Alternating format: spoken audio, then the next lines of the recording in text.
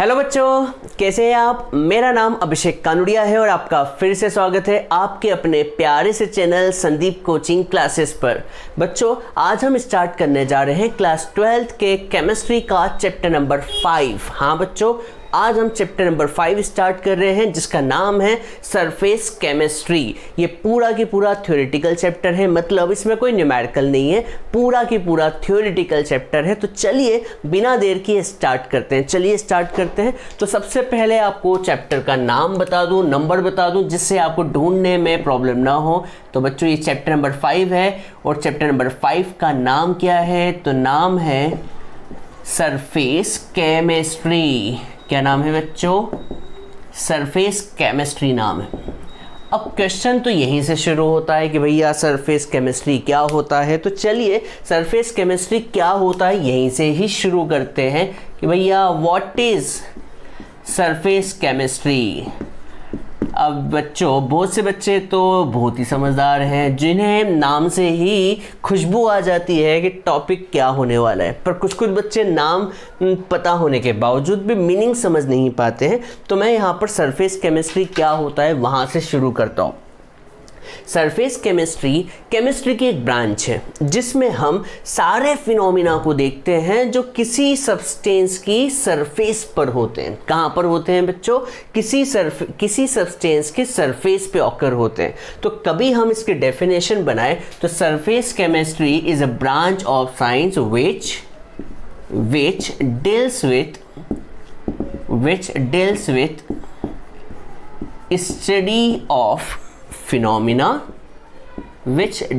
with study of phenomena occur at surface of molecule। तो बच्चों, ये बात तो समझ में आ गई होगी कि सरफेस पर जो जो फिनोमिना होंगे वो सारे के सारे फिनोमिना की केमिस्ट्री को हम क्या कहते हैं? Surface chemistry. मतलब इसमें जो भी फिनोमिना होंगे वो कहाँ पर होंगे बच्चों? सरफेस पर होंगे। तो बच्चों, सरफेस केमिस्ट्री को हम शुरू करेंगे, उससे पहले टॉपिक पढ़ते हैं। उस टॉपिक को मैं पहले पढ़ा देता हूँ। उसका नाम है एब्जॉर्प्शन। क्या नाम है बच्चों?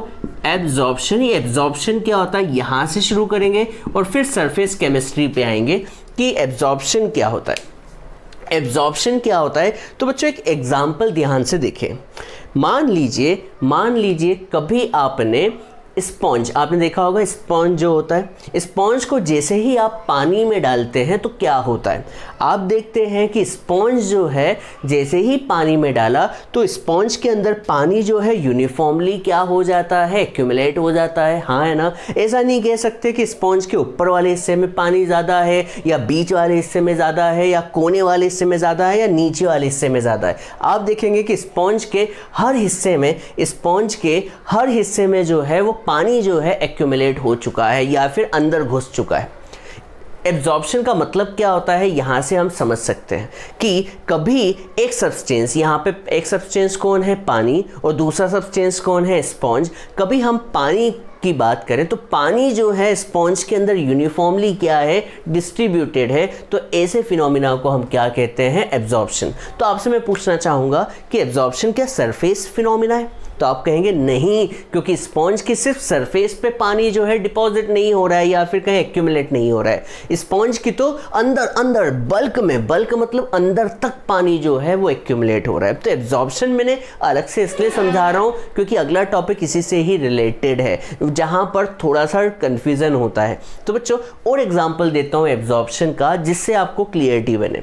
एब्जॉर्प्शन का एग्जाम्पल देने के लिए मेरे सामने एक और एग्जाम्पल याद आता है कि क्या आप सुबह सुबह चाय पीते हैं और चाय पीते टाइम आप जैसे ही बिस्किट को डुबोते हैं तो टूटने से पहले तक, टूटने की बात नहीं कर रहा हूं मैं, तो बिस्किट को जैसे ही आप डुबोते हैं तो आप बता सकते हैं बिस्किट के किस हिस्से में चाय इंटर करती है? तो आपको जवाब मिल गया होगा, सर बिस्किट के अंदर तक, बाहर, अंदर, ऊपर, नीचे, सब दूर तक चाय क्या हो चुकी है?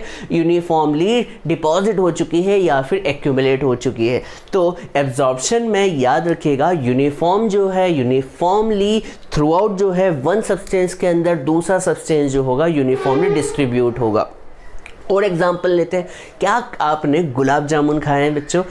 सही बोल रहा हूँ मैं, गुलाब जामुन। क्या आपने गुलाब जामुन खाए हैं? तो आपने देखा होगा आपकी मम्मी या फिर दुकान वाले भैया जो भी हैं गुलाब जामुन बनाते हैं पहले, और उसको डुबो देते हैं किसके अंदर? चाशनी के अंदर। किसके अंदर बच्चों? चाशनी के अंदर। जैसे ही गुलाब जामुन को चाशनी के अंदर डुबोते हैं और आधा घंटे बाद हम देखते हैं तो गुलाब जामुन के पूरे अंदर तक क्या भर जाती है? चाशनी भर जाती है। तो ये ऐसे फिनोमिना, सारे फिनोमिना जो मैंने 3 एग्जाम्पल दिए रियल लाइफ वाले, वो सारे फिनोमिना किसके अंदर आते हैं? एब्जॉर्प्शन। तो मैं पहले एब्जॉर्प्शन क्या होता है इसकी डेफिनेशन लिख देता हूं।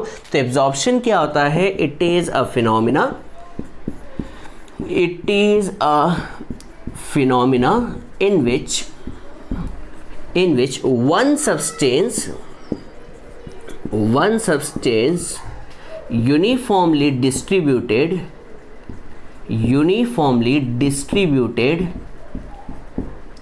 या फिर यूनिफॉर्मली एक्यूमुलेटेड, ये वर्ड भी बहुत ही चलता है बुक में, यूनिफॉर्मली डिस्ट्रीब्यूटेड या फिर एक्यूमुलेटेड थ्रू आउट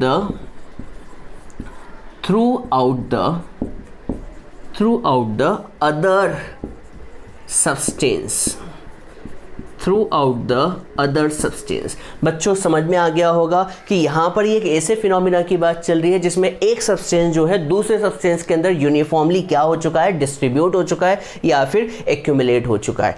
तो बच्चों आपको समझ में आ चुका होगा कि ये जो फिनोमिना है वो सिर्फ सरफेस लेवल तक फिक्स नहीं है, ये जो है वो अंदर तक, बाहर तक, ऊपर तक, नीचे तक, सब दूर तक वैलिड है। इसलिए ये जो फिनोमिना होता है इट इज़ कौन सा फिनोमिना बच्चों?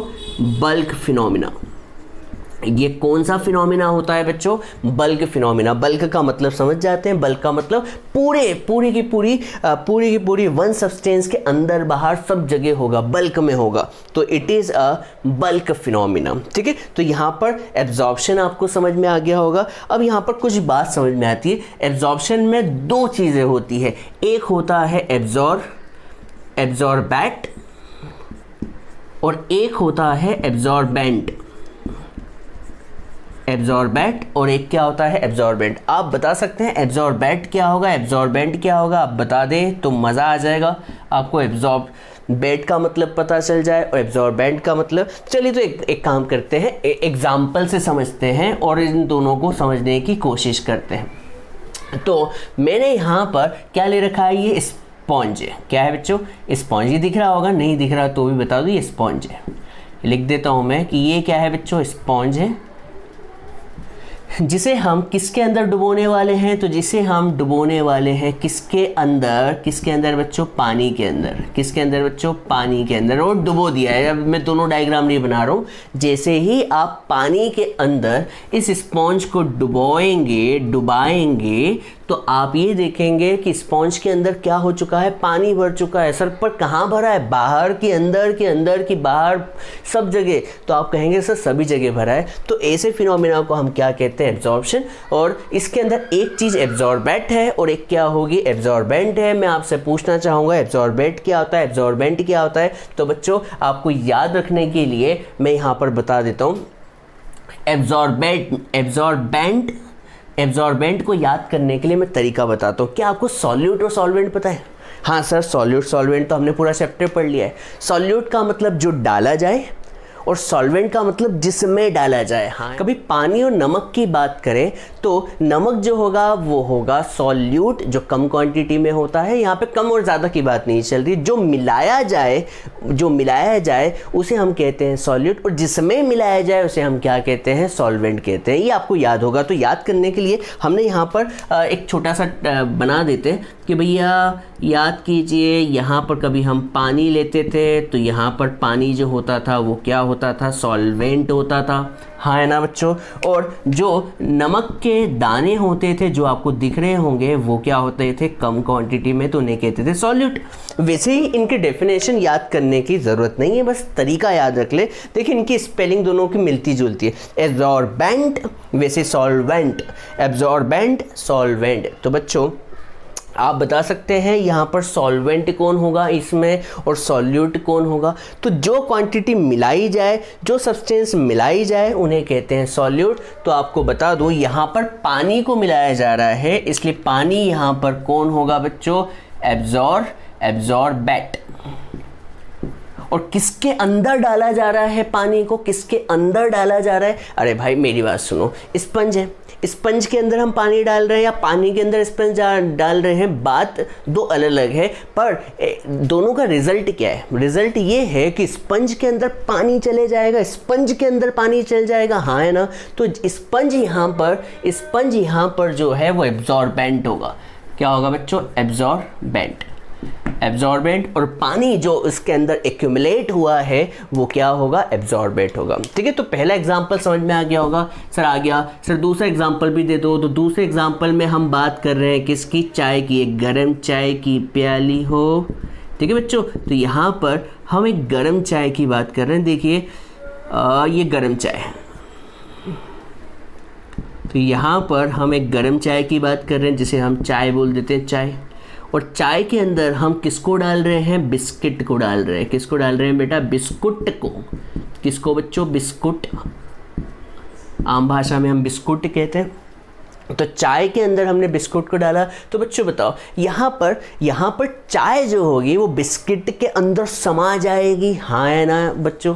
तो यहाँ पर किसको डाला जा रहा है, किस में डाला जा रहा है, तो जवाब है सर बिस्किट जो होगा यहाँ पर एब्जॉर्बेंट होगा। सर एब्जॉर्बेंट क्यों, क्योंकि बिस्किट के अंदर डाला जा रहा है। और सर किसको डाला जा रहा है, चाय को डाला जा रहा है, तो ये क्या होगा बच्चों, एब्जॉर्बेट होगा। हाँ सर समझ में आ रहा है, सीधी सी बात है बच्चों। सॉल्वेंट सॉल्यूट से याद कर ले, सॉल्वेंट और सॉल्यूट से याद कर ले। ठीक है, और दूसरा, अब तीसरा एग्जाम्पल मैंने गुलाब जामुन का लिया था, चलो वो भी ले ही लेते हैं। तो कभी हम यहाँ पर एक बड़ा सा कंटेनर ले, इस कंटेनर में भरी हुई है क्या, चाशनी, जिसे हम शुगर सिरप, हिंदी भाषा में बात करें तो चाशनी को हम क्या कहते हैं, शुगर सिरप। और यहाँ पर हम डालने वाले हैं, ओहो हो, क्या है ये, गुलाब जामुन। क्या है बच्चों, गुलाब जामुन। अब आपसे कोई कहे कि भैया जैसे ही आप गुलाब जामुन के अंदर या फिर गुलाब जामुन के अंदर चाशनी भरे या चाशनी के अंदर गुलाब जामुन भरे, बात एक ही है। आखिरी में रिजल्ट क्या मिलेगा, रिजल्ट ये मिलेगा कि गुलाब जामुन के अंदर चाशनी आ चुकी होगी, हाँ है ना। मतलब गुलाब जामुन जो है वो सब्सटेंस होगा जिसमें एब्जॉर्प्शन हो रहा है, हाँ है ना। और चाशनी जो होगी, गुलाब जामुन जो होगा वो क्या होगा, मैं यहाँ पे लिख देता हूँ, गुलाब जामुन जो होगा वो यहाँ पर एब्जॉर्बेंट होगा। सर बेंट क्यों, क्योंकि इसी के अंदर चाशनी भरा रही है। और कौन सा सब्सटेंस उसके अंदर इंटर कर रहा है, तो आप कहेंगे शुगर सिरप इंटर कर रहा है, इसलिए हम इसे कहेंगे एब्जॉर्बेंट। ठीक है, ये तो भाषा कौन सी हुई, आपकी आम भाषा हुई। और सर और कोई एग्जाम्पल लेना हो तो और भी बहुत सारे एग्जाम्पल है। जैसे कभी हम बात करें कि अमोनिया, क्या अमोनिया गैस जो होती है, अमोनिया गैस एब्जॉर्ब्ड, रुकिएगा बच्चों, ammonia gas absorbed on water या इन वाटर। बच्चों आपको बता दें कि कभी हम वाटर की बात करें तो पानी के अंदर पूरी अमोनिया गैस क्या हो जाती है, एब्जॉर्ब्ड हो जाती है। तो यहाँ पर एब्जॉर्प्शन बात समझ में आ गई होगी। एब्जॉर्प्शन क्या होता है, एब्जॉर्बेट क्या होता है, एब्जॉर्बेंट क्या होता है। सर इसकी डेफिनेशन लिखवा दूँ तो लिख देते हैं definition. The substance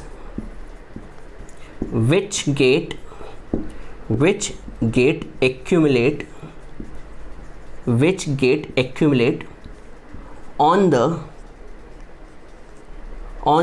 other substance। ठीक है बच्चों, यहाँ पर ऐसा सब्सटेंस जो अदर सब्सटेंस के अंदर एक्यूमुलेट हो, और यहाँ पर क्या हो, द सब्सटेंस ऑन विच का मतलब उस पर, the substance on which absorption of other substance takes place। ठीक है बच्चों, आपको बता दूं ये मैं एब्जॉर्प्शन क्यों पढ़ा रहा हूँ। आप कहेंगे सर ये तो सरफेस फिनोमिना नहीं दिखता। बच्चों एब्जॉर्प्शन सरफेस फिनोमिना नहीं है, तो यहाँ पर मैं नोट लिखवा देता हूँ कि absorption is not a surface phenomena. Absorption is not a surface phenomena. याद रखिएगा एब्जॉर्प्शन जो है सरफेस फिनोमिना कतई नहीं होता। कतई का मतलब समझ गए होंगे, सरफेस फिनोमिना नहीं होता। सर सरफेस फिनोमिना नहीं होता तो पढ़ क्यों रहे, ये भी अच्छा क्वेश्चन है। सरफेस फिनोमिना नहीं है तो हम पढ़ क्यों रहे हैं, इसलिए पढ़ रहे हैं क्योंकि अब मैं एक नए टॉपिक का नाम बताऊंगा जहां पर सिर्फ एक स्पेलिंग में सिर्फ एक लेटर का ही चेंज होगा, और लेटर चेंज होने से बच्चों बहुत कुछ चेंज होने वाला है। एब्जॉर्प्शन की जगह अब क्या आने वाला है, एड्जॉर्प्शन। क्या आने वाला है बच्चों, एड्जॉर्प्शन फिनोमिना के बारे में हम डिटेल में पढ़ेंगे, और वो सरफेस फिनोमिना होता है। तो जल्दी से इसे नोट डाउन कर लें बच्चों।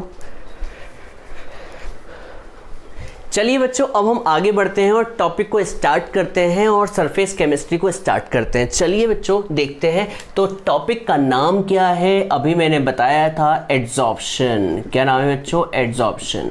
सबसे पहले एड्जॉर्प्शन क्या होता है, और आपको अभी एब्जॉर्प्शन मैंने आपको समझाया था। एब्जॉर्प्शन और एड्जॉर्प्शन में स्पेलिंग में तो एक अंतर है, यहाँ पर एब्जॉर्प्शन में बी आता है और एड्जॉर्प्शन में यहाँ पर डी आता है। पर बच्चों यहाँ पर सिर्फ एक लेटर का चेंज नहीं, बहुत फिनोमिना का भी चेंज है। तो बच्चों एड्जॉर्प्शन क्या होता है मैं आपको समझाने की कोशिश करता हूँ। एड्जॉर्प्शन एक ऐसा फिनोमिना है जो सिर्फ सरफेस पे होता है। कहाँ पर होता है, it is a surface phenomena. इसका मतलब सरफेस फिनोमिना का मतलब ये है कि जो वन सब्सटेंस होगा वो अदर सब्सटेंस पर क्या होगा, सिर्फ सरफेस पर ही एक्यूमुलेट होगा। कहाँ पर एक्यूमुलेट होगा, सरफेस पर, अंदर नहीं जाएगा। वो एक्यूमुलेट अंदर की तरफ नहीं होगा, वो सिर्फ कहाँ होगा, सरफेस पे होगा। क्यों होगा ये सब बताऊंगा मैकेनिज्म में। तो चलिए एड्जॉर्प्शन क्या होता है लिखते हैं। तो इट इज अ फिनोमिना, हाँ sir, it is a phenomenon in which one substance accumulates on the surface of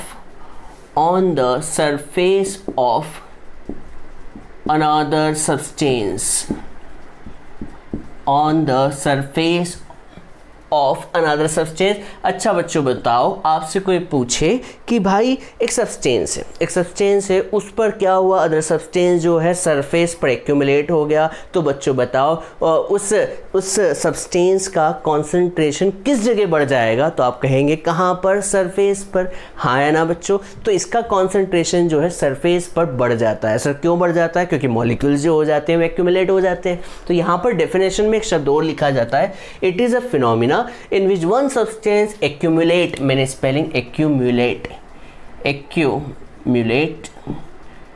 accumulates on the surface of another substance resulting into higher concentration। Sir इसका मतलब क्या है, लास्ट वाली line का तो मतलब समझ ही नहीं आया बच्चों। ये एक ऐसा फिनोमिना है जिससे एक सब्सटेंस जो है दूसरे सब्सटेंस की सरफेस पर एक्यूमुलेट होता है। कहाँ पर एक्यूमुलेट होता है, सब्सटेंस की सरफेस पर एक्यूमुलेट होता है, जिससे सरफेस पर कॉन्सेंट्रेशन क्या हो जाता है, बढ़ जाता है। तो चलो आपको एग्जाम्पल समझाता हूँ। क्या समझाता हूँ बच्चों, एग्जाम्पल समझाता हूँ और आपको क्लियरिटी बनाता हूँ। तो अभी हमने 3 एग्जाम्पल यहाँ पे रियल लाइफ वाले लिए थे। कौन से थे याद कीजिए, हमने बिस्किट वाला एग्जाम्पल लिया था, बिस्कुट और चाय वाला एग्जाम्पल लिया था, स्पॉन्ज वाला एग्जाम्पल लिया था, स्पॉन्ज को पानी में डुबोया था, गुलाब जामुन वाला एग्जाम्पल लिया था। अब हम ऐसे एग्जाम्पल लेते हैं जो एड्जॉर्प्शन के हैं। तो सब बच्चों एड्जॉर्प्शन का एग्जाम्पल है, बच्चों बताओ, कोरोजन ऑफ मेटल। हाँ या ना बच्चों, कोरोजन ऑफ मेटल, या फिर कहें कि बच्चों आपने रस्टिंग ऑफ मेटल तो नाम सुना होगा, रस्टिंग ऑफ आयरन। क्या ये नाम सुना हुआ है? हाँ सर सुना हुआ है बच्चों। आयरन पर जो रस्टिंग होती है वो एक सरफेस फिनोमिना है, वो एक एड्जॉर्प्शन होता है। क्या होता है बच्चों, एड्जॉर्प्शन। सर कैसे होता है, थोड़ा सा एक्सप्लेन करें, प्रकाश डालें। तो बच्चों आपने देखा होगा कि आपके घरों में लोहे की या फिर आयरन की बहुत सारे आर्टिकल्स होते हैं, बहुत सारी चीज़ें होती है। तो बच्चों ये जो आयरन के आर्टिकल्स होते हैं ये किससे घिरे हुए होते हैं? मॉइस्चर से। हाँ है ना बच्चों, मॉइस्चर से, एयर से और बहुत सारे एसिड से। तो ये जो आयरन जो है वो एक सब्सटेंस हो गया, और दूसरे सब्सटेंस यहाँ पर कौन होंगे? मॉइस्चर हो जाएगा, और कहें तो एसिड हो जाएंगे, और एयर। ये जो है वो कहाँ पर एक्यूमुलेट होने लगते हैं? आयरन की सरफेस पर एक्यूमुलेट होने लगते हैं, और उस वजह से एक रिएक्शन होने लगती है, ठीक है। और क्या होने लगती है? जिससे रस्ट लगने लगती है। तो ये एक तरह का सरफेस फिनोमिना है। जैसे आपसे मैं कभी कहूँ कि कभी आप लोहे का अच्छा बड़ा सा ब्लॉक ले और कभी आप उसे 2 साल के लिए छोड़ दें, तो आप देखेंगे कि 2 साल बाद उसमें रस्ट लग चुका है। पर रस्टिंग सिर्फ कहाँ हुई होगी? उसकी सरफेस पर, न कि अंदर। कभी आप उसे तोड़ के देखें, काट के देखें, तो अंदर लोहा वैसा की वैसा ही मिलेगा सर। क्यों? क्योंकि ये सरफेस फिनोमिना है। कौन सा फिनोमिना है बच्चों? Surface phenomena. सिर्फ सरफेस पर ही रिएक्शन ऑकर होगी। चलिए बच्चों, तो यहां पर पहला एग्जांपल उम्मीद करता हूं समझ में आ गया होगा। अब मैं दूसरा एग्जांपल देता हूं। बच्चों बताओ, सिलिका जेल नाम सुना होगा। क्या आपने कभी नए जूते खरीदे हैं? हाँ सर, हम तो खरीदते रहते हैं, बहुत बार खरीदे हैं। जब आप नए जूते खरीदते हैं या फिर नई पानी की बोतल खरीदते हैं, तो आपने देखा होगा उस बोतल के अंदर या नए जूते के अंदर एक सिलिका जेल का पाउच रखा होता है, लगा होता है। बच्चों आपने सिलिका जेल का पाउच देखा होगा। हाँ सर देखा है, सिलिका जेल का पाउच कुछ इस तरह से आता है। पाउच को क्या दिखाना है ना, ये पाउच देखा होगा, ऐसा सिलिका जेल लिखा रहता है, और उस पर लिखा रहता है भैया इसको खाना मत, है ना, याद होगा। तो सिलिका जेल का जो पाउच होता है वो क्या करता है? सिलिका जेल का जो पाउच होता है, अंदर जो मॉइस्चर क्रिएट हो जाती है। जैसे आपने जूते को रख दिया, बहुत से जूते जो है 2-2 साल में बिकते हैं, पर आसपास मॉइस्चर तो होती है। तो सिलिका जेल का काम क्या होता है? मॉइस्चर को एब्जॉर्ब करना। मॉइस्चर को एब्जॉर्ब करने से जूता जो होता है वो बदबू नहीं मारता है और अंदर से खराब होने से बच जाता है। तो ये कौन सा फिनोमिना की बात चल रही है? एब्जॉर्प्शन। मतलब यहाँ पर सिलिका जेल जो है वो क्या कर रही है? मॉइस्चर को क्या कर रही है? एब्जॉर्ब कर रही है। एब्जॉर्ब नहीं है, एब्जॉर्ब अलग होता है, एब्जॉर्ब अलग होता है। एब्जॉर्ब में बल्क फिनोमिना होता है, ये बल्क फिनोमिना नहीं, सरफेस फिनोमिना है। तो बच्चों सिलिका जेल क्या करता है? Silica gel absorb the moisture, ठीक है, याद रहेगा बच्चों।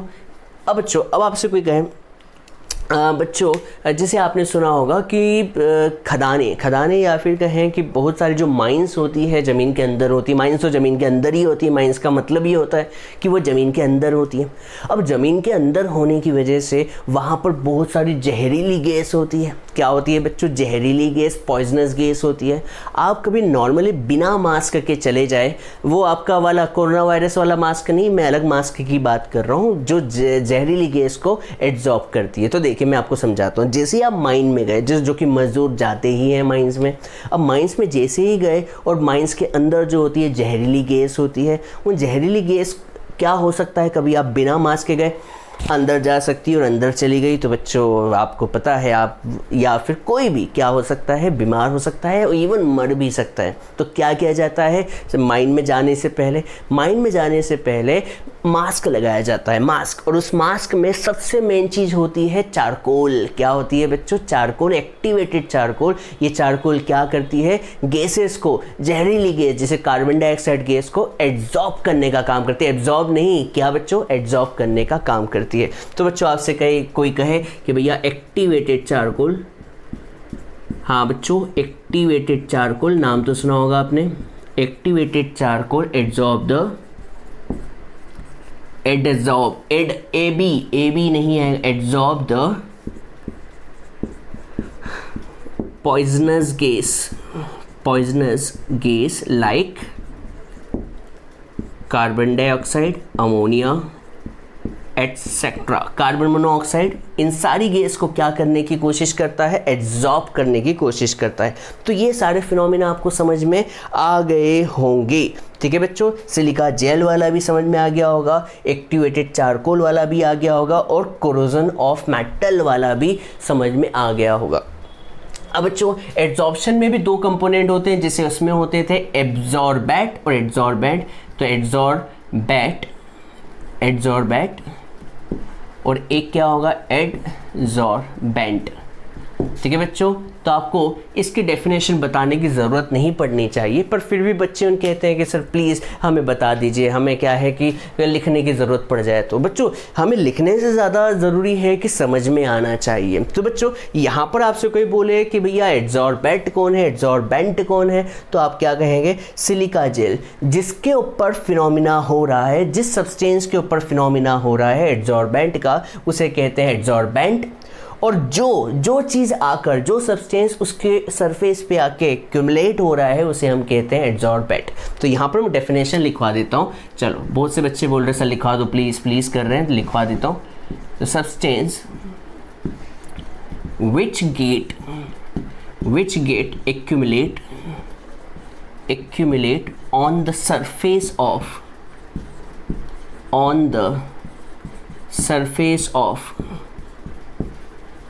another substance is called adsorbate। बच्चों adsorbate। adsorbent की बात करते हैं तो adsorbent क्या होता है, द सब्सटेंस ऑन विच, ऐसा सब्सटेंस जिस पर ये फिनोमिना हो रहा है। तो यहाँ पर लिखेंगे the substance on which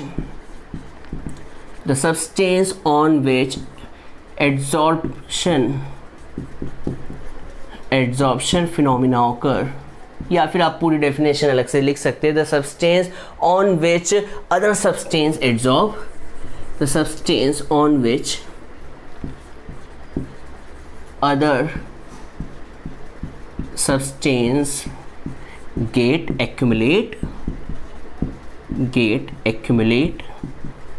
is called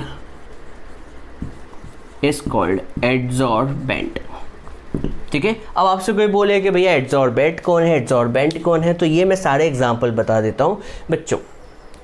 कभी मैं यहाँ पर बताऊँ तो कभी रस्टिंग ऑफ आयरन की बात करें, तो आयरन जो होगा, रस्टिंग ऑफ आयरन की बात करें तो रस्टिंग ऑफ आयरन में एड्सॉर्बेंट कौन होगा, तो एड्सॉर्बेंट जो होगा वो होगा आयरन।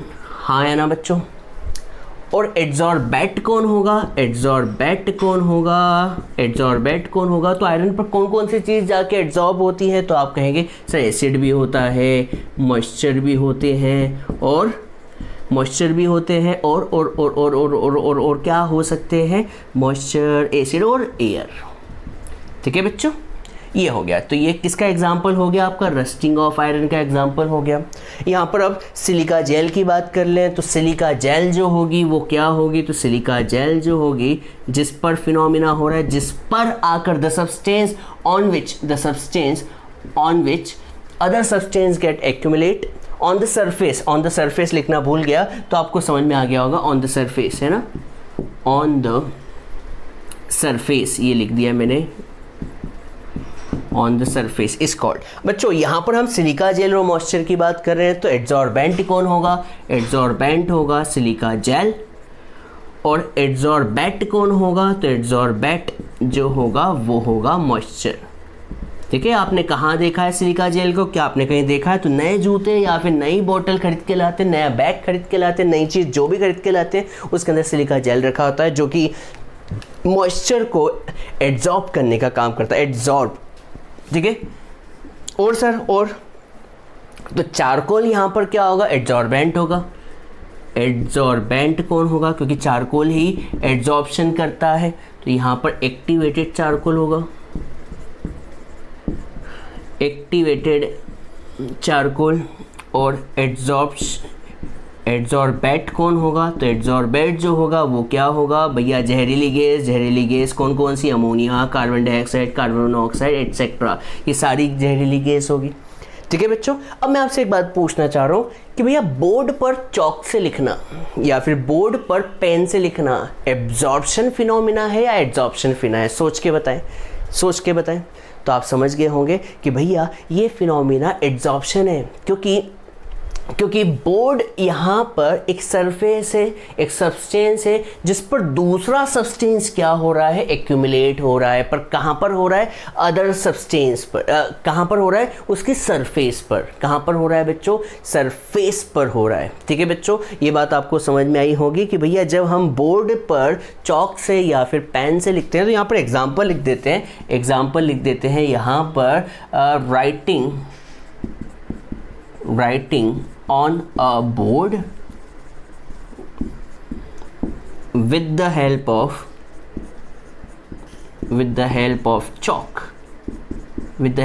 chalk या marker pen.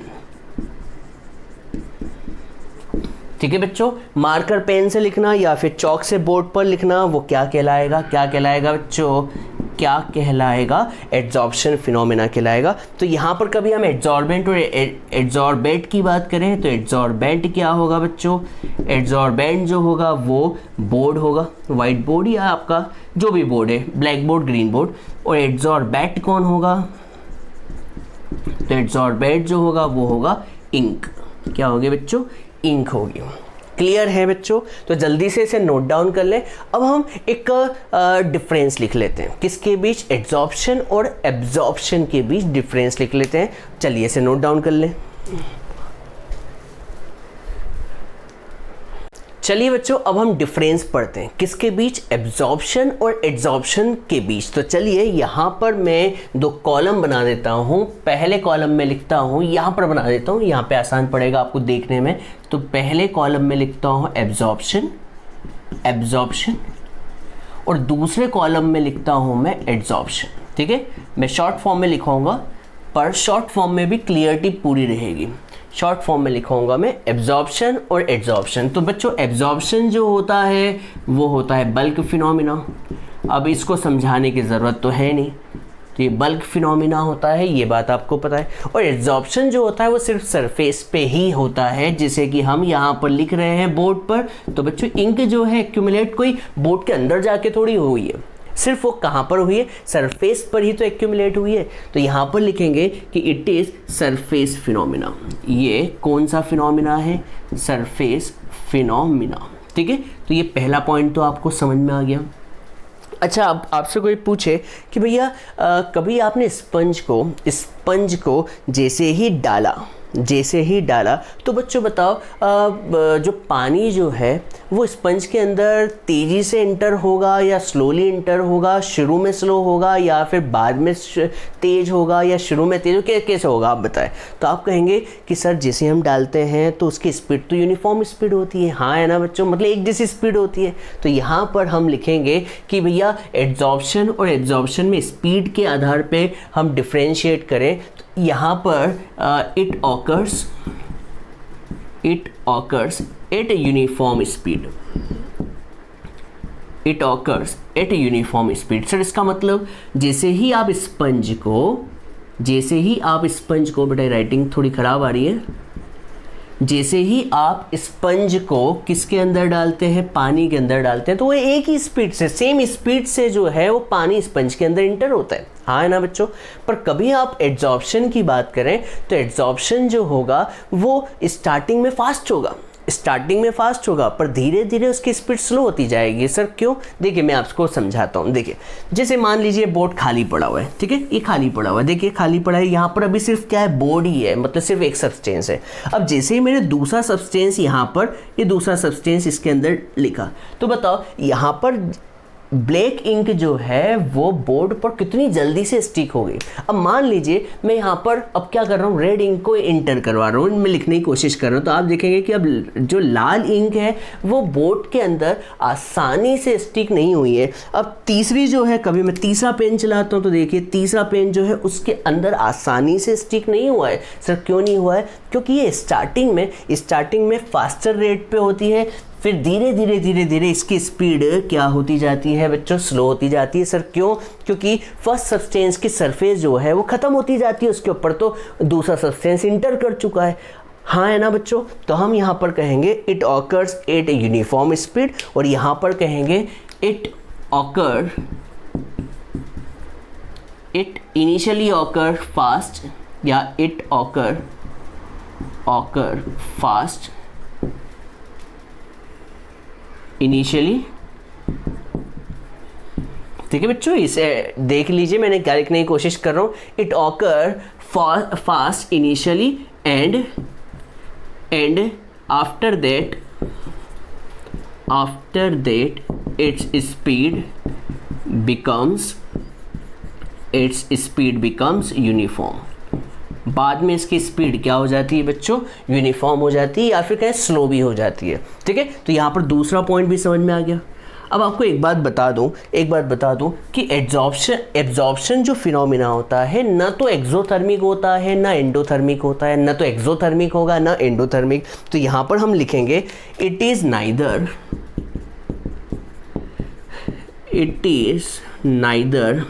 Exothermic. Sir exothermic क्या होता है?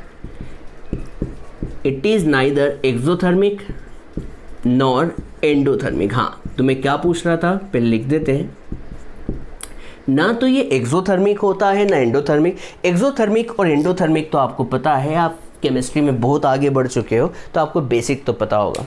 एक्सोथर्मिक जिसमें हीट रिलीज होती है, ऐसी रिएक्शन जिसमें हीट रिलीज हो, और एंडोथर्मिक जिसमें हीट देनी पड़े। बच्चों जब आप स्पंज को पानी के अंदर डालते हैं ना तो हीट रिलीज होती है ना हीट क्या होती है, देनी पड़ती है।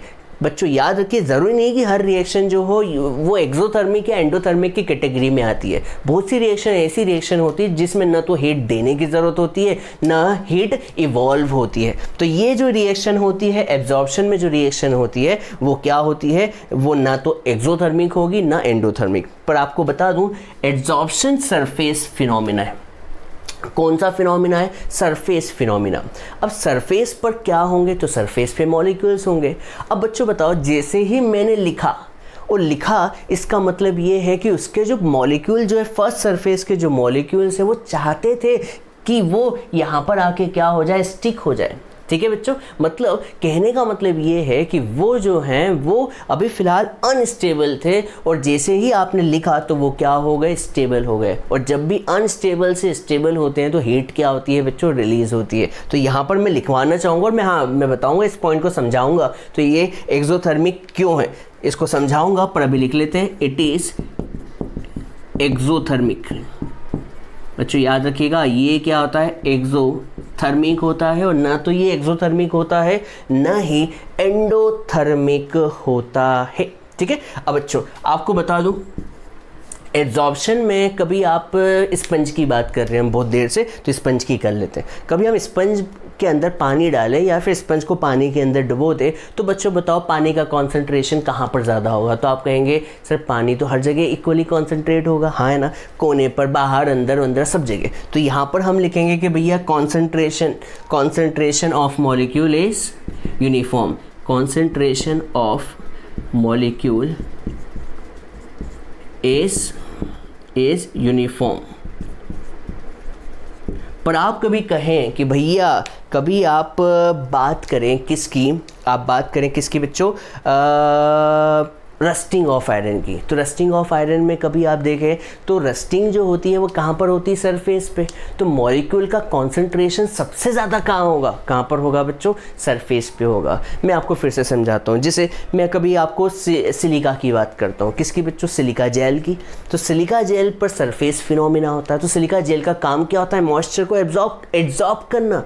तो आप बताएं मॉइस्चर का कॉन्सेंट्रेशन किस जगह ज़्यादा होगा? तो आप कहेंगे कहाँ होगा बच्चों, सरफेस पे होगा। तो बच्चों कॉन्सेंट्रेशन ऑफ, फोर्थ पॉइंट लिखते हैं, कॉन्सेंट्रेशन ऑफ एड्सॉर्बेट मॉलिक्यूल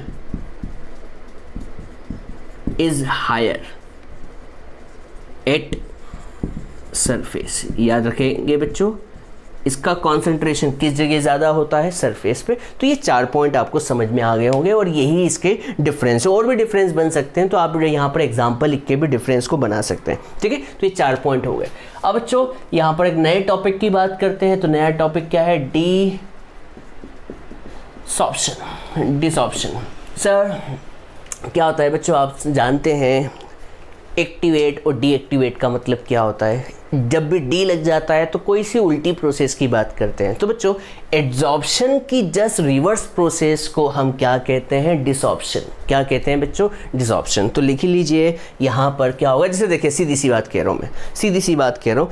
देखिए मैंने जैसे ही ये लाइन यहाँ पर खींची तो इस प्रोसेस को हम क्या कहेंगे? इस प्रोसेस को कहेंगे adsorption.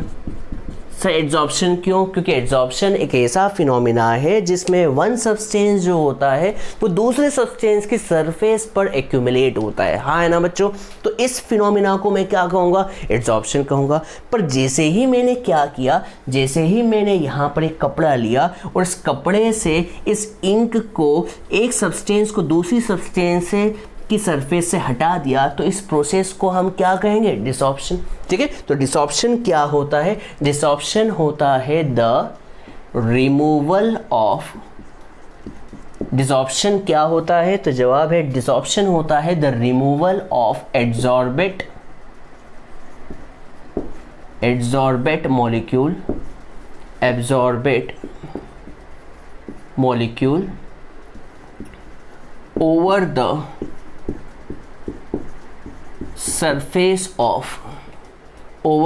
surface of adsorbent molecule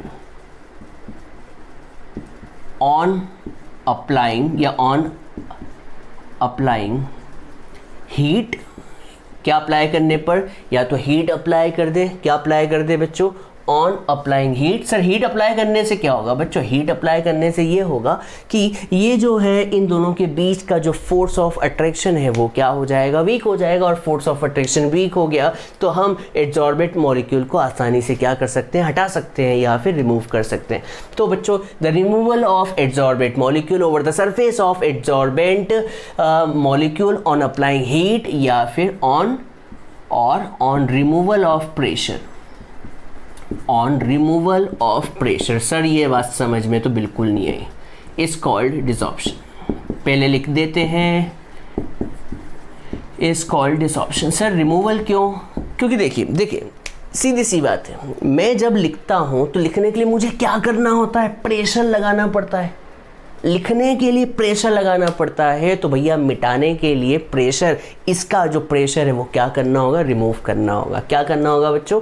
remove करना होगा। लिखने के लिए प्रेशर अप्लाई करता हूँ, लिखने के लिए प्रेशर अप्लाई कर रहा हूँ, तो भैया हटाने के लिए मुझे प्रेशर क्या करना होगा? रिमूव करना होगा। तो बच्चों डिसॉर्प्शन समझ में आ गया होगा, डिसॉर्प्शन भी समझ में आ गया होगा। अब देखिए, अब एक नई बात बताता हूँ। डिसॉर्प्शन के बाद आता है सॉर्प्शन। क्या होता है? क्या बच्चों? सॉर्प्शन। ओहो ये नए नए वर्ड बहुत आ रहे। सॉर्प्शन बच्चों, सॉर्प्शन सीधी सी बात है, मैं पूरी डेफिनेशन नहीं लिखवा रहा हूँ। सॉर्प्शन क्या होता है? The process of both absorption plus adsorption. इन दोनों प्रोसेस को मिलाकर हम क्या कहते हैं बच्चों? इज कॉल्ड, क्या कहते हैं बच्चों? सॉर्प्शन।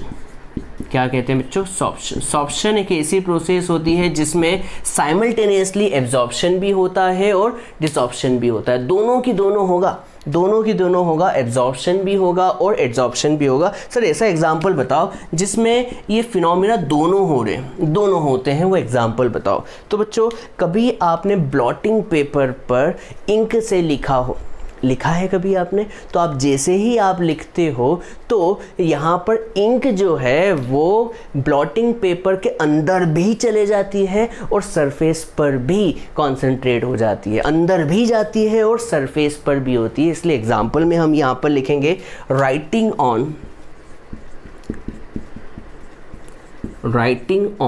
इंक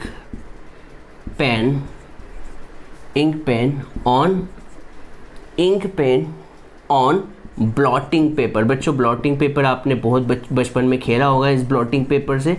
तो ब्लॉटिंग पेपर पर जब हम लिखते हैं तो दो प्रोसेस साथ में होती है। सर कौन कौन सी? एक तो एब्जॉर्प्शन भी होता है प्लस एड्सॉर्प्शन भी होता है। एब्जॉर्प्शन भी होगा और बच्चों क्या होगा, एड्जॉर्प्शन भी होगा। तो जल्दी से आप इसे नोट डाउन कर लें। अब हम एड्जॉर्प्शन का मैकेनिज्म समझते हैं कि ऐसा क्यों हो रहा है, एड्जॉर्प्शन सरफेस पर क्यों हो रहा है, कारण क्या है। तो इसका रीज़न भी पढ़ेंगे कि भैया ये रिएक्शन एक्सोथर्मिक क्यों है, एक्सोथर्मिक क्यों हुई, ये हम पढ़ेंगे। तो एड्जॉर्प्शन का मैकेनिज्म पढ़ेंगे और कुछ कैरेक्टरिस्टिक पढ़ेंगे एड्जॉर्प्शन की। जल्दी से नोट डाउन कर लें बच्चों। चलिए बच्चों, अब हम आगे बढ़ते हैं और आगे टॉपिक को बढ़ाते हैं। तो बच्चों, बहुत से बच्चों ने क्वेश्चन मन में सोच लिया होगा कि भैया एड्जॉर्प्शन आखिर होता ही क्यों है। तो आपसे कोई पूछे कि भैया एड्जॉर्प्शन होता क्यों है, तो उसका रीज़न बताने जा रहा हूँ। जैसे हम क्या नाम दे रहे हैं, मैकेनिज्म ऑफ एड्जॉर्प्शन।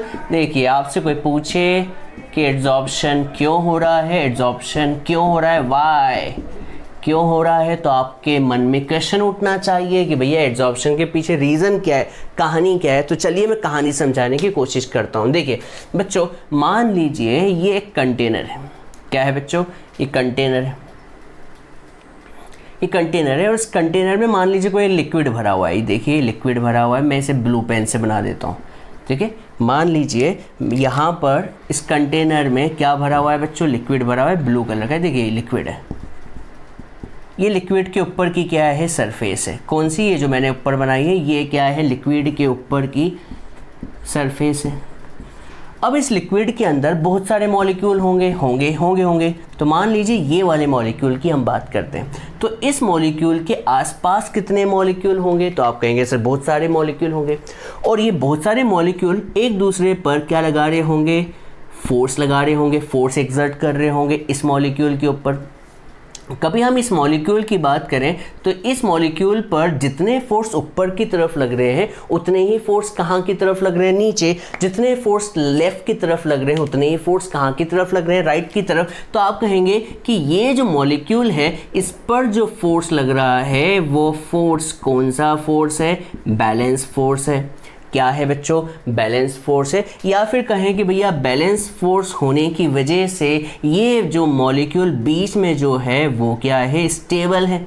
हाँ या ना बच्चों, स्टेबल है। पर कभी हम बात करें किस मॉलिक्यूल की, इस मॉलिक्यूल की बात करें जो कि सरफेस पे कहाँ है। जैसे हम पानी के गिलास की बात करें तो पानी के गिलास में नीचे की तरफ तो सारे के सारे मॉलिक्यूल जो होंगे वो क्या होंगे, स्टेबल होंगे, क्योंकि जितना फोर्स लेफ्ट में लग रहा है उतना ही राइट में लग रहा है। पर कभी हम पानी के गिलास में ऊपर के मॉलिक्यूल की बात करें तो ऊपर के मॉलिक्यूल किस पर फोर्स लगा रहा होगा, नीचे के मॉलिक्यूल पर लगा रहा होगा, लेफ्ट के मॉलिक्यूल पर लगा रहा होगा, राइट के मॉलिक्यूल की तरफ लगा रहा होगा, इधर की तरफ लगा रहा होगा, इस तरफ लगा रहा होगा, इस तरफ लगा रहा होगा, सर सब जगह लगा रहा होगा। तो आप बता सकते हैं क्या इस पर लगने वाला फोर्स बैलेंस फोर्स है, तो आप कहेंगे नहीं, इस पर नेट फोर्स 0 नहीं लग रहा, जबकि इस पर नेट फोर्स कितना लग रहा था, 0 लग रहा था।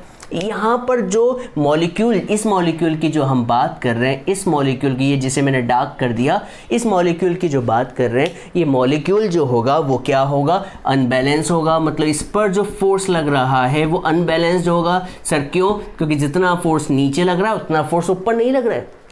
कभी हम इसका रिजल्टेंट लें तो इसका रिजल्टेंट नीचे की तरफ आएगा। इसका मतलब ये जो है वो अनबैलेंस है, अनबैलेंस फोर्स होने की वजह से ये क्या है बच्चों, अनस्टेबल है। और आप जानते हैं अनस्टेबल की एनर्जी हमेशा क्या होती है, ज़्यादा होती है।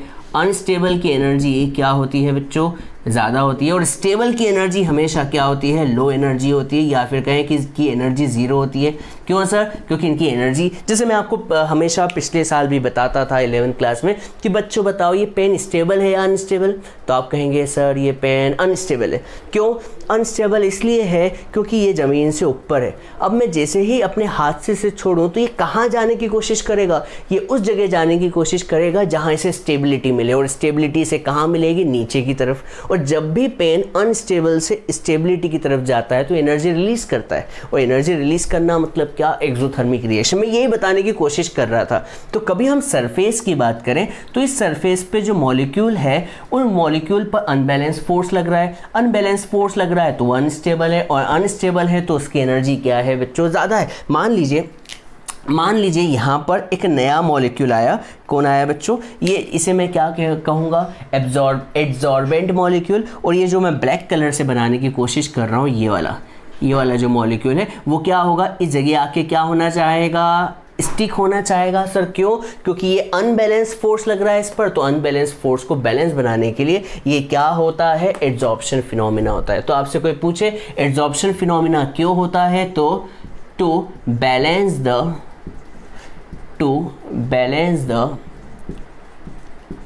unbalanced force on the surface of on the surface, बस on the surface। आपको समझ में आ गया? आपसे कोई पूछे कि भैया एड्सॉर्प्शन क्यों होता है, तो आप कहेंगे भैया अनबैलेंस फोर्स को बैलेंस बनाने के लिए क्या होता है? एड्सॉर्प्शन फिनोमिना होता है। और बच्चों आपको मैं बता चुका हूँ, अनबैलेंस से बैलेंस की तरफ आएंगे। अनबैलेंस से यहाँ पर ये फोर्स कौन सा है, तो यहाँ पर फोर्स जो है वो कौन सा है? सरफेस पर अनबैलेंस फोर्स है। और अनबैलेंस फोर्स की एनर्जी क्या होती है बच्चों? एनर्जी ज़्यादा होती है, तो इसकी एनर्जी क्या होगी बच्चों? ज़्यादा। तो यहाँ पर हम बात करें कि अनबैलेंस फोर्स से क्या बनाना चाह रहे हैं? उसे बैलेंस फोर्स। तो बैलेंस फोर्स जब बनाते हैं तो बैलेंस फोर्स की एनर्जी क्या होगी? Low energy. इसका मतलब यहाँ पर एनर्जी, मोर एनर्जी से क्या हो रही है? लो एनर्जी की तरफ बढ़ रहे हैं। मतलब हीट यहाँ पर इवॉल्व हो रही है, या फिर कहें हीट जो हो रही है रिलीज़ हो रही है। हीट रिलीज़ होने की वजह से ये कौन सी रिएक्शन होती है?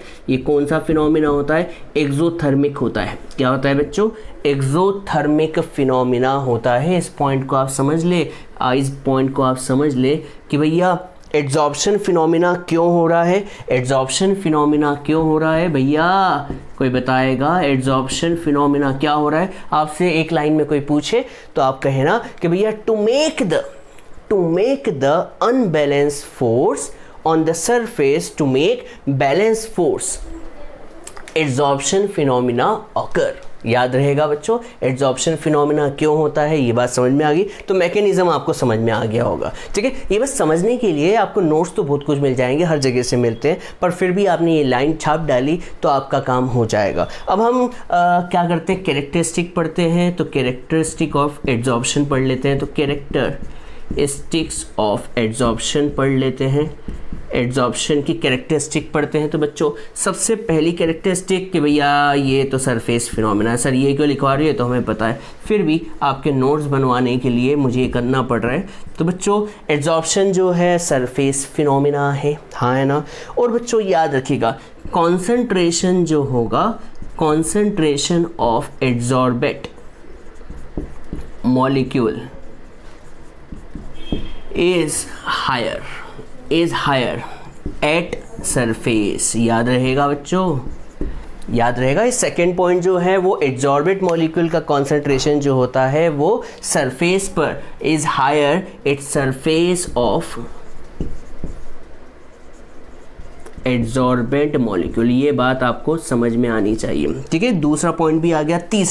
तीसरा पॉइंट जो है ये कौन सी रिएक्शन है बच्चों? एक्सोथर्मिक रिएक्शन है, हाँ है ना बच्चों। और एक्सोथर्मिक रिएक्शन में हीट रिलीज़ होती है, और हीट रिलीज़ होने की वजह से इसकी एंथैल्पी जो होगी, चेंज इन एंथैल्पी जो होगी वो क्या होगी? नेगेटिव होगी। क्या होगी? नेगेटिव। लास्ट ईयर हमने पढ़ा था जब हीट रिलीज़ होती है तो एंथैल्पी में जो चेंज होता है वो नेगेटिव होता है। ये तीसरा पॉइंट भी आ गया। अब मैं चौथे पॉइंट को डाल देता हूँ इस जगह पर। दिख रहा होगा बच्चों चौथा पॉइंट, बस मैं शॉर्ट में करवा रहा हूँ जिससे आपके नोट्स बन जाए। अच्छा बच्चों बताओ, अब देखिए जैसे एड्सॉर्प्शन फिनोमिना हो जाएगा तो ऊपर वाला जो मॉलिक्यूल है वो क्या हो जाएगा? अनस्टेबल से स्टेबल हो जाएगा। अनस्टेबल से स्टेबल हो जाएगा तो उसकी जो डिग्री ऑफ फ्रीडम है, हाँ है ना बच्चों, जिसे हम रेंडमनेस कहते हैं, वो क्या हो जाएगी? कम। अरे भाई अभी वो अकेला था, उसे ज़रूरत थी एक सनम और चाहिए ज़िंदगी के लिए, ऐसा वो गाना गा रहा था, बस एक और सनम चाहिए। पर बच्चों बताओ अब तो उसे एक सनम मिल गया, उसे अपना प्यार मिल गया तो भाई बच्चों उसका जो फ्रीनेस है, जो डिग्री ऑफ फ्रीडम है वो क्या हो जाएगी? कम हो जाएगी। इसलिए हम उसे कहेंगे कि चेंज ऑफ जो एंट्रोपी है, चेंज इन एंट्रोपी जो होगी, चेंज इन एंट्रोपी क्या हो जाएगी बच्चों? नेगेटिव हो जाएगी। क्या हो जाएगी बच्चों? नेगेटिव। एंट्रोपी को हम डेल एस से शो करते हैं तो एंट्रोपी जो होगी नेगेटिव हो जाएगी। बच्चों एक मिनट मैं देख के बताता हूँ, नेगेटिव लिखा हुआ है चेंज, हाँ चेंज इन एंट्रोपी जो होगी डिक्रीज हो जाएगी। सर डिक्रीज क्यों होगी, ये बात आपको, ये नेगेटिव लिखा हुआ है -v नेगेटिव लिखता हूँ मैं, तो ये नेगेटिव है। एंट्रोपी में चेंज नेगेटिव क्यों, क्योंकि भैया अभी ये रैंडम क्या कर रहा था, ये फ्री था, डिग्री ऑफ फ्रीनेस बोलते हैं हम, डिग्री ऑफ फ्रीडम कहते हैं, तो ये फ्रीडम था। अब यहाँ पर जैसे ही आपने ये मॉलिक्यूल इस पर आकर क्या हो गया, स्टिक हो गया, स्टिक होकर अनबैलेंस से वो बैलेंस हो गया, उसकी एनर्जी लो हो गई, तो अब वो फ्री नहीं रहा, तो एंट्रोपी में चेंज कितना आ जाएगा, कम हो जाएगा, डिक्रीज हो जाएगी या फिर कहें नेगेटिव हो जाएगी। अब पांचवा पॉइंट भी छाप डालें। पांचवा पॉइंट जो है गिव्स फ्री एनर्जी क्या हो जाएगी, 0। सर क्यों, क्योंकि जैसे ही एड्जॉर्प्शन होगा, जैसे ही एड्जॉर्प्शन होगा तो इक्विलिब्रियम स्टेब्लिश हो जाएगा, और इक्विलिब्रियम में हमेशा गिव्स एनर्जी में चेंज कितना होता है, 0 होता है। ये बात आप रट ले, ये 3 पॉइंट के लिए मैंने आपको ये पूरा समझाया है, इसे नोट डाउन कर ले आप। अब हम टाइप्स ऑफ एड्जॉर्प्शन पढ़ने वाले हैं, जिसका नाम फिजिकल एड्जॉर्प्शन और एक होता है केमिकल एड्जॉर्प्शन, उसे पढ़ेंगे, नोट डाउन कर ले जल्दी से। ये बच्चों अब हम आगे बढ़ते हैं और आगे पढ़ते हैं कि एड्जॉर्प्शन कितने टाइप का होता है। तो चलिए, एड्जॉर्प्शन जो होते हैं वो 2 टाइप के होते हैं, बताता हूं मैं टाइप्स ऑफ एड्जॉर्प्शन। एड्जॉर्प्शन जो होते हैं 2 टाइप के होते हैं। पहला टाइप जो है वो होता है फिजिकल एड्जॉर्प्शन, और दूसरा क्या होने वाला है बच्चों, दूसरा होने वाला है केमिकल एड्जॉर्प्शन। फिजिकल एड्जॉर्प्शन और दूसरा क्या होगा बच्चों, केमिकल एड्जॉर्प्शन। इस फिजिकल एड्जॉर्प्शन को बोला जाता है फिजिसॉर्प्शन। इन दोनों का कंबाइन करके नाम बनाया गया है फिजिसॉर्प्शन, और इन्हें कहा जाता है केमिसॉर्प्शन।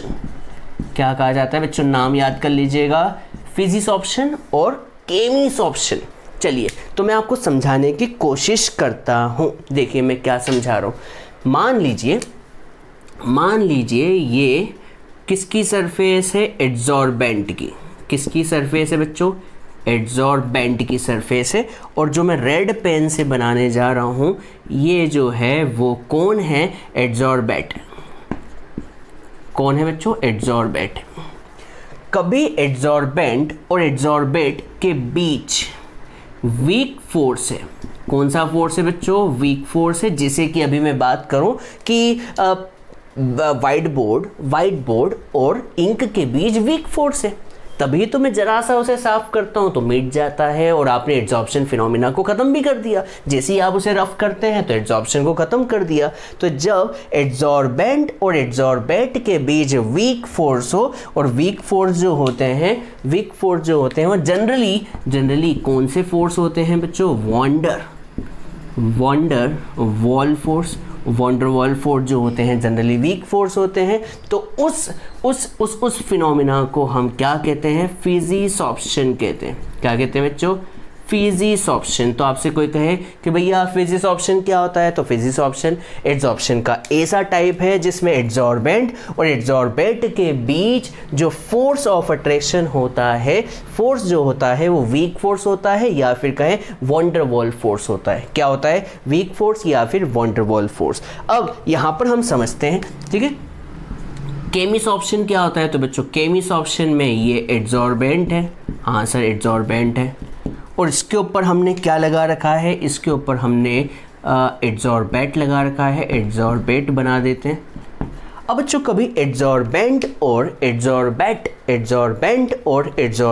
के बीच कभी स्ट्रॉन्ग फोर्स ऑफ अट्रैक्शन हो, क्या हो बच्चों, स्ट्रॉन्ग फोर्स हो। सर स्ट्रॉन्ग फोर्स किसकी वजह से आता है, तो बच्चों स्ट्रॉन्ग फोर्स जो होता है वो किस वजह से आता है, केमिकल बॉन्ड की वजह से।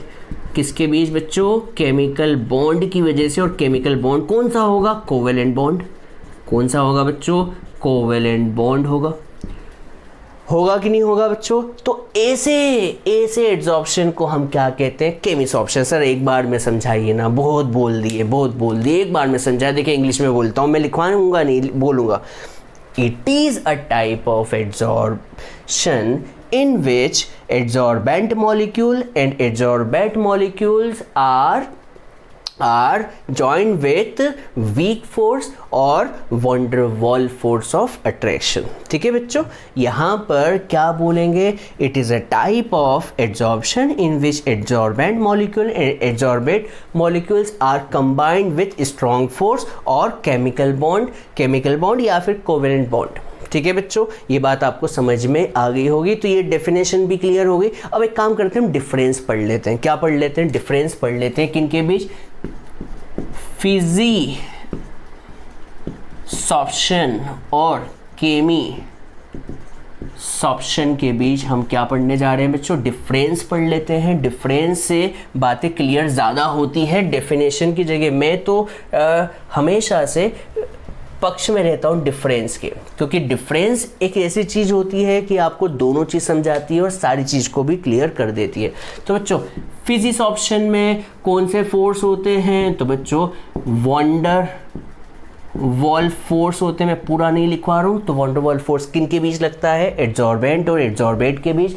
और ये van der Waals फोर्स जो होता है वो क्या होता है? Weak force. क्या होता है? Weak force. और यहाँ पर कौन से फोर्स होते हैं? तो यहाँ पर केमिकल बॉन्ड बनता है। केमिकल बॉन्ड जो होता है वो कौन सा होता है? जनरली कोवेलेंट बॉन्ड होता है। और ये कोवेलेंट बॉन्ड जो होता है वो कौन सा फोर्स क्रिएट करता है बच्चों? स्ट्रॉन्ग फोर्स क्रिएट करता है। तो ये पहला पॉइंट आपको समझ में आ गया। तो बच्चों फिजिक्स ऑप्शन जो है वीक फोर्स है, इसलिए फिजिक्स ऑप्शन में जो होता है ये क्या होता है? लो फोर्स लगता है। और इसमें जो होता है वो स्ट्रॉन्ग फोर्स लगता है। ठीक है, तो आपसे कोई बोले कि भैया इनमें कनेक्टिविटी एड्सॉर्बेंट और एड्सॉर्बेट के बीच कैसी होती है? तो यहाँ पे लो कनेक्टिविटी होती है और यहाँ पर हाई कनेक्टिविटी या फिर स्ट्रॉन्ग कनेक्टिविटी होती है। ठीक है, तो ये पॉइंट को आप अपने मन से भी लिख सकते हैं। अब मैं देखता हूँ बहुत से बच्चे जैसा लिखवा है वैसा लिख देते हैं। लो स्ट्रॉन्ग, कितना गंदगी फैलाते हो आप। ऐसा मत कीजिए, सेंटेंस को बनाना आप सीखिए, क्योंकि हम वीडियो बनाते हैं तो वीडियो में पूरी चीज़ लिखवा नहीं पाते। ठीक है, पर आप लिख तो सकते हैं अच्छे से।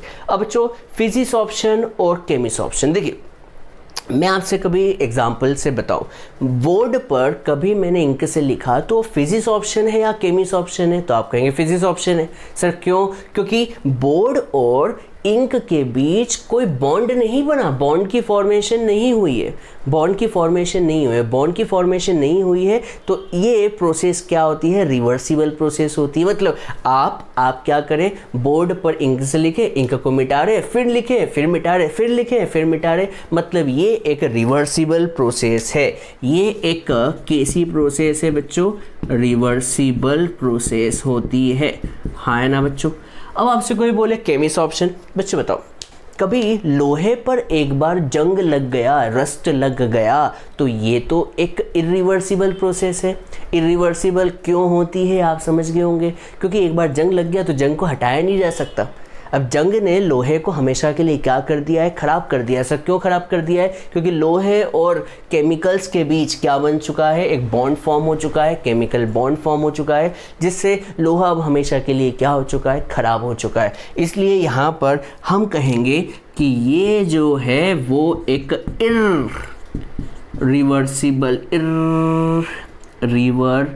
स्पेलिंग की बहुत दिक्कत होती है, रिवर्सिबल प्रोसेस होती है। ठीक है बच्चों, ये एक इरिवर्सिबल प्रोसेस होती है। हाँ सर, बहुत ही अच्छी बात चल रही है, इरिवर्सिबल होती है। अब बच्चों बताओ फिजिक्स ऑप्शन में कभी हम बात करें, इनके बीच स्ट्रॉन्ग फोर्स, इनके बीच क्या लग रहा है? वीक फोर्स लग रहा है। अब वीक फोर्स लग रहा है, इसका मतलब ये है कि जो मॉलिक्यूल जो सरफेस पे बैठा हुआ है वो चाहता है कि एक ऐसा आदमी आए, ऐसा मॉलिक्यूल आए जो मेरी प्यास को पूरी तरीके से मिटा दे, अनबैलेंस को क्या कर दे? बैलेंस कर दे। पर वो ऐसा नहीं कर पाता, क्योंकि ऐसा कर पाता तो हमेशा के लिए क्या बना देता है? Strong force. ऐसा हो नहीं पा रहा है, इसका मतलब ज़्यादा हीट रिलीज नहीं हो रही है। तो यहाँ पर हम लिखेंगे कि लो हीट रिलीज्ड। सही है बच्चों। यहाँ पर क्या लिखेंगे?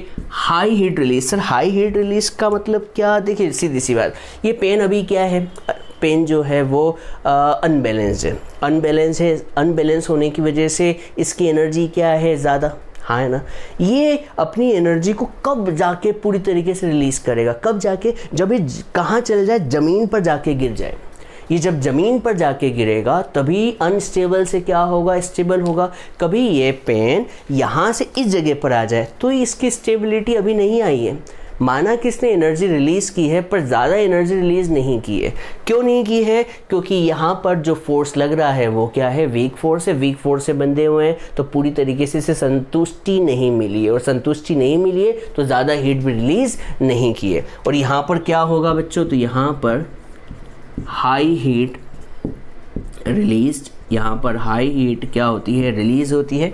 अब बच्चों आपको बता दूँ, फिजिक्स ऑप्शन जो होता है it occurs at low temperature, ये हमेशा लो टेम्परेचर पे होता है। It occurs at low temperature पर आपने देखा होगा बहुत जगह। कभी मैं ठंड में, कभी भयंकर ठंड में 0 डिग्री सेल्सियस पर इसे लिखने की कोशिश करूं तो ये इस पे जाके स्टिक हो जाएगा। बहुत से बच्चे जानते हैं जब हम क्लास में पढ़ाते थे तो ठंड के सीज़न में हमें बोर्ड पर इंक मिटाने में बहुत परेशानी आती है, बहुत परेशानी, घिसना पड़ता है, 2-4 आदमी मजदूर बुलाने पड़ते हैं इसे साफ़ करने के लिए। पर वही गर्मी के सीज़न में ये प्रॉपर तरीके से आसानी से क्या हो जाता है, मिट जाता है। तो ये जो होता है लो टेम्परेचर पे होता है, और हाई टेम्परेचर पर फिजिक्स ऑप्शन जो होता है वो स्लो हो जाता है। क्या हो जाता है बच्चों, तो it occurs at low temperature and at high temperature its speed is slow. इसकी स्पीड क्या होती है, स्लो होती है। तभी तो स्लो होने की वजह से तो ये आसानी से मिट रहा है। अभी गर्मी चल रही, मान लो गर्मी चल रही है तो मैं अभी जैसे ही कपड़ा मारूंगा ये मिट जाएगा। पर कभी ठंड होगी, ठंड 0 डिग्री वाली ठंड हो गई तो ये जम जाएगा, फिजिक्स ऑप्शन जम जाएगा, और उसकी वजह से ये लो टेम्परेचर पे होना चाहेगा। ये लो टेम्परेचर पे होता है। और बच्चों बता दूं, केमिस ऑप्शन जो होता है वो कहाँ पर होता है, हाई टेम्परेचर। तो it occurs at high temperature. उम्मीद करता हूँ आपको 5 पॉइंट समझ में आए होंगे। और बच्चों मेरे पास एक पॉइंट और है तो मैं वो लिखवा देता हूँ, जो मैं देख के बता रहा हूँ। मैं 5 पॉइंट याद थे, 6ठा पॉइंट बता देता हूँ बच्चों। फिजिक्स ऑप्शन में हमेशा, फिजिक्स ऑप्शन में जो है मल्टी लेयर फॉर्म होती है। मल्टी लेयर मतलब आप बोर्ड के ऊपर ब्लू पेन से लिखे हैं, फिर लिखते जाए। देखिए इस पर लिख दिया, लिखने के बाद फिर लिख सकते हो, और लिखो, लिखते जाओ। इसकी इंक खत्म होगी, बिल्कुल ख़त्म होगी, क्योंकि मैं लिखते जा रहा हूँ। तो यहाँ पर कितनी लेयर बन जाएगी, मल्टी लेयर फॉर्म हो जाएगी बोर्ड और इंक के बीच। तो यहाँ पर मल्टी लेयर फॉर्म होगी, मल्टी लेयर इस फॉर्म, पूरा नहीं लिखवा रहा हूँ, multi layer is form between adsorbent and adsorbent. तो यहाँ पर लिखवा रहा हूँ it forms multi molecular layer. तो ये 6ठे पॉइंट को लिख देता हूँ, it forms multi molecular layer. और बच्चों आपको बता दूं, यहाँ पर सिर्फ मोनो लेयर फॉर्म होगी, मोनो मॉलिक्यूलर लेयर। सर क्यों? क्योंकि एक बार एड्सॉर्बेट और एड्सॉर्बेंट के बीच केमिकल बॉन्ड फॉर्म हो गया तो एक नया कंपाउंड बन जाएगा। और यहाँ पर सिर्फ कितनी लेयर बनेगी, इनके बीच एक लेयर बनेगी। तो यहाँ पर लिखेंगे it forms mono molecular layer. ठीक है बच्चों, आज उम्मीद करता हूँ आपको समझ में आया होगा। लेक्चर बड़ा भी हो चुका है पर मज़ेदार हुआ है, आपको पूरा टॉपिक अच्छे से समझ में आ गया है। स्कूलों में इन्हें नहीं पढ़ाते हैं। क्यों नहीं पढ़ाते हैं? कि यार आसान है, और इस आसान के चक्कर में हम भी नहीं पढ़ पाते। हमें लगता है आसान है, पढ़ लेंगे पर कभी पढ़ ही नहीं पाते, और एग्ज़ाम आती है तो फिर पढ़ने बैठते हैं, तब बिल्कुल भी आसान सी भाषा भी समझ में नहीं आती। कोई कितना भी अच्छा समझा ले, पर जब हमें टेंशन होता है तो हम समझ नहीं पाते हैं। तो इन चैप्टर को भी ध्यान से पढ़ें। उम्मीद करता हूँ कि आपको ये अच्छे से समझ में आया होगा। एड्सॉर्प्शन आखिर होता क्या है, सब कुछ अच्छे से क्लियर होगा। कभी आपको समझ आया हो, अच्छा लगा हो लेक्चर, तो वीडियो को लाइक करें, दोस्तों को शेयर करना ना भूलें, और कभी चैनल पर नए हैं तो चैनल को सब्सक्राइब करना बिल्कुल ना भूलें। जल्दी ही हम नए लेक्चर में मिलेंगे, तब तक के लिए bye bye, see you, thank you, जय हिंद, वंदे मातरम।